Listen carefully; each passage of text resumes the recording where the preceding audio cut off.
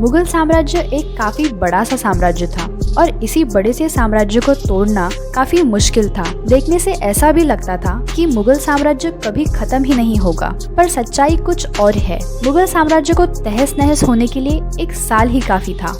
तो सवाल ये भी उठता है कि इतने बड़े मुगल साम्राज्य के खत्म होने का कारण आखिर था क्या? मुगलों के परिवार में जो उनके बीच में एक राजगद्दी के लिए लड़ाई होती थी, वो मुगल साम्राज्य के खत्म होने का एक सबसे बड़ा कारण थी। मुगलों का दौर तब शुरू हुआ जब बाबर ने पानीपत के लड़ाई में इब्राहिम लोदी यानी दिल्ली के सुल्तान को हरा के राजगद्दी हासिल की। बाबर उस सदी का सबसे पहला मुगल शासक था। बाबर ने अपना शासन 1526 से लेकर सन 1530 तक किया। फिर मुगलों का दौर औरंगजेब की मौत के बाद खत्म होने लग गया। जब भी कोई मुगल राजा मरता था, तब राजगद्दी हासिल करने के लिए उनके भाइयों के बीच में लड़ाई होती थी। इसी कारण की वजह से मुगलों की तरफ से जितने भी काबिल लोग थे, उनकी संख्या कम होते जा रही थी। इसके बाद मुगल साम्राज्य भी कमजोर होने लग गया था। हम सभी ने जब भी मुगलों का नाम सुना है, तब हम सभी को ऐसा ही लगा होगा कि मुगलों को कोई हरा नहीं सकता।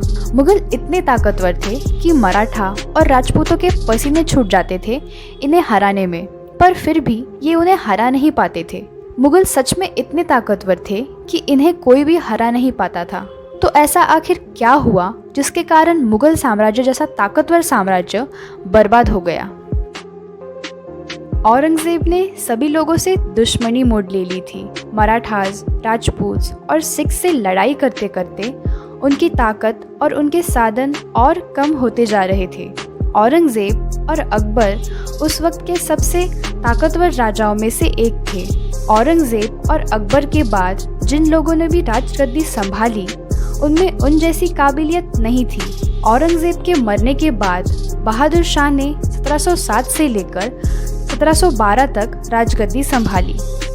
बहादुर शाह ने पॉलिसी ऑफ कॉम्प्रोमाइज को फॉलो किया था, राजपूत, मराठास और सिख्स को मनाने के लिए। इसी दौरान राजपूत, मराठास और सिख्स और ज़्यादा ताकतवर होते जा रहे थे। इसके बाद जहांगीर शाह ने 1712 से लेकर 1713 तक राजगद्दी संभाली। उन्होंने राजगद्दी सिर्फ 1 साल के लिए संभाली। इसके बाद फर्रुखसियार ने 1713 से लेकर 1719 तक राजगद्दी संभाली। उन्होंने राजगद्दी सैयद ब्रदर्स की मदद से हासिल की थी और सैयद ब्रदर्स ही उन्हें कंट्रोल कर रहे थे। जब फारुखसियार ने सैयद ब्रदर्स के खिलाफ जाने की कोशिश की, तो सैयद ब्रदर्स ने फारुखसियार को मरवा दिया। उसके बाद मोहम्मद शाह ने 30 साल राज किया। ये साल आखिरी मौका था मुगल साम्राज्य बचाने का, पर मोहम्मद शाह मुगल साम्राज्य नहीं बचा पाए। नादिर शाह, जो पर्शिया का राजा था, उसने दिल्ली पे हमला किया। नादिर शाह अपने साथ कोहिनूर हीरा और शाहजहां का मोर का सिंहासन भी अपने साथ ले गया। उसने और भी बहुत कुछ लूटा था। इसके बाद मुगलों की जो आर्थिक स्थिति थी, वो भी खराब होने लग गई थी। बहादुर शाह जफर, जो आखिरी राजा था, उन्हें ब्रिटिश ईस्ट इंडिया कंपनी ने 1868 में गिरफ्तार कर लिया था और वो 1862 को उनका देहांत हो गया। इसके बाद राजपूत और मराठास ताकतवर हो गए थे। मुगलों की एक बड़ी समस्या थी कि उनके खानदान में पहले से ही सबकी राजगद्दी पर नजर होने के कारण बाकी परेशानियों पे उनकी नजर नहीं जाती थी। इनफैक्ट मैं तो कहूँगी कि अकबर ही एक ऐसा राजा था जिसने बिना भेदभाव किए लोगों की परेशानियों को समझा। अकबर ने हर किसी को अपने काबिलियत के हिसाब से उसे अपना काम दिया था। जो भी इंसान उस पद का हकदार था, उसे वो पदवी मिलती थी, जबकि औरंगजेब ने ऐसा कुछ नहीं किया।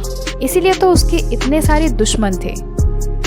मुगलों में से कुछ लोग अच्छे थे और कुछ लोग बुरे। अगर आपको ये वीडियो पसंद आया होगा तो इसे लाइक, शेयर और सब्सक्राइब कीजिए। मिलते हैं नेक्स्ट वीडियो में। बाय।